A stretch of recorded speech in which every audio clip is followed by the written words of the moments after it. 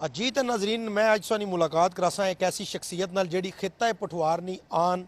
शान बान माड़ी मुरादी छोटे कद ना वड्डा फनकार यानी कि शहजादा गफार जो किसा तारफ ना मुहताज नहीं अज उस AVT चैनल पर आए तो इन्हां नाल गुफ्तगू करसा तो इन्हां कोलों पुछसां कि इन्हां लातादाद जिहड़ा वो ड्रामे कीते स्टेज कीते और बड़ा इन्हां नां कमाया एक शोबिज़ नी दुनिया ने अंदर तो माड़े नाल मौजूद है इन्हां नाल गल करसां ते इन्हां कोलों पुछसां ये तमाम तर चीज़ां की किस तरह तक अस्सलाम वालेकुम शहजाद साहब। वालेकुम अस्सलाम रहमतुल्लाहि व बरकात। ठीक हो सेहत भी ठीक है जी अल्लाह का शुक्र है जी अल्हम्दुलिल्लाह। मैं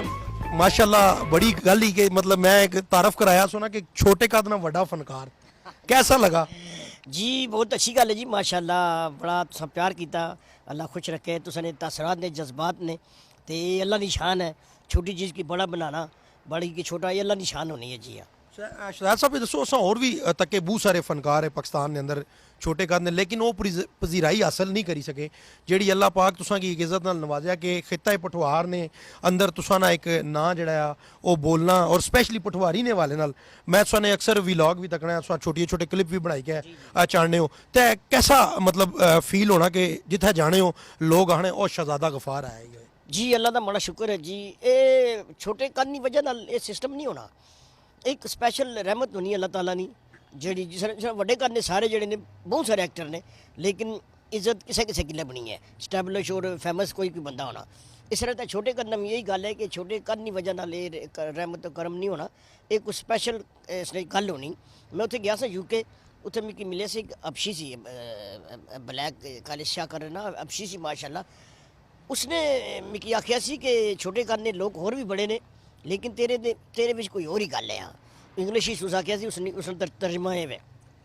तो ये गल है ये अल्लाह की स्पैशल रहमत है माड़े पर अल्लाह का बड़ा एहसान है। साहब ये दसो कि K2 टेलीविजन ना एक खासा रहा कि हमेशा फनकार की इज्जत जी उसने इज्जत उस इज्जत नाल नवाजिया अज तुसा माशाल्लाह तक K2 TV आए हो तो इतने तुसा मतलब ड्रामे कम भी करने पे हो तो कैसा लग रहा है इतने आके तुसा एक AVT नेटवर्क ऐसा नेटवर्क है हमेशा फनकार ने इज्जत की है फनकार ने हौसला अफजाई की है इन्होंने चीज़ों की किस तरह तकने हो जी इतने मैं आया मिगी बहुत अच्छा तो बहुत सोहना लगा मिगी इस तरह लगा कि मारा TV ना जरा सिलसिला है वो दोबारा शुरू हो गया। मैं क्योंकि बड़े अरसे के बाद किसी TV चैनल में आया तो खैराबाद हो गए सी सर लेकिन मसरूफियत बहुत ज़्यादा उसकी वजह नाल तो अज स्टूडियो में मैं बढ़िया तो मिगी लगा माड़ा ख्याल है TV ना दौर चैनल ना दौर माड़ा ख्याल है फिर शुरू माड़े नाल शुरू होने लगा तो बहुत अच्छा लगा है ये K2 TV बहुत बड़ा इदारा है माशाल्लाह जी। मैं माफ़ी चाहना मैं बड़ा लाइट ले रहा सा लेकिन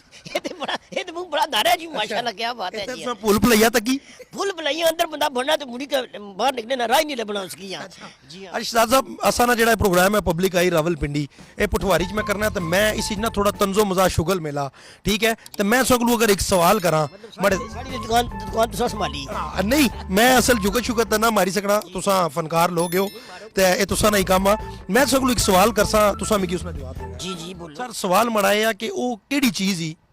जेड़ी 2 दफा इंसान की मुफ्त लभनी ते 3 बार पैसे नाल किन्नी पैनी इसने हस्ते तो काफ़ी टाइम चाहिए ना तुसा को इतना टाइम होना नहीं सोचने ना मतलब एक बड़ा ख्याल है दंद ने इशारा तुसा की पारू फरत बाजी इसका मतलब है मारे चाड़े ने बहु ना मिके को पिछर पोट लबी गसनी दंद ने जी। हां बिल्कुल जी नाजरीन और ऐसी चीज़ ही 2 बार दंद क्योंकि जो बच्चा 7 साल ना होना तो दंद उसने जड़े दुध वाले दंद जिन्हें कि सहाने वो टेई पैने तो फिर वापस अछने यानी कि 2 बारी फ्री लभने लेकिन अगर वो भजी जुलन जवानी किधर है तो फिर तुम डेंटिस्ट को जुलने हो तो उस की दंद बनाई के देना जिसने तुम पैसे चार्ज होने। तो शहजादा साहब एक आखिरी सवाल तुसा जी बिस्मिल्लाह दुनिया नो केड़ा जानवर आ जेड़ा अपनी जुबाना नाल अपने कान साफ करना आज फसी गई उस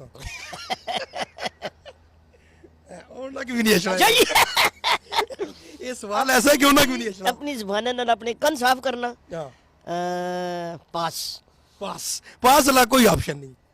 अपनी जुबान नाल कान साफ करना नहीं पता जी तुसा सॉरी करी कि नो मैं सकी जवाब दस सर अगर तो ये नाजरीन अगर ये शहजादा गफार साहब अगर इसना जवाब चाहिए देवना तो सिक्का राजुल वक्त 1000 रुपए ना नोट मैं की देसा नहीं नहीं ये इस तरह नहीं होने लगा ये चीटिंग है तको मैं 5 होना की चाहिए सा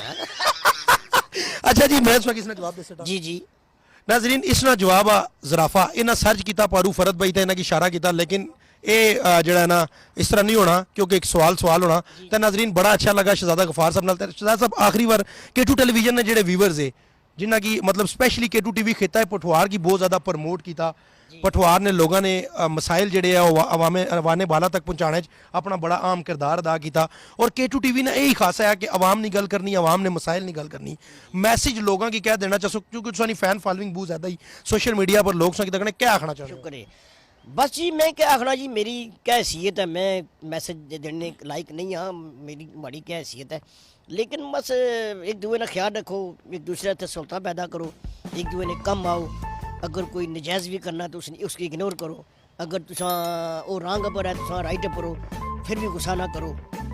तो तुसा कामयाब हो इंशाल्लाह मोहब्बत ना रहे जी जी जी बिल्कुल सही हो साहब एक आखिरी सवाल दस जुर्मी कुंडी किस तरह खोलने हो दरवाजे कुंडी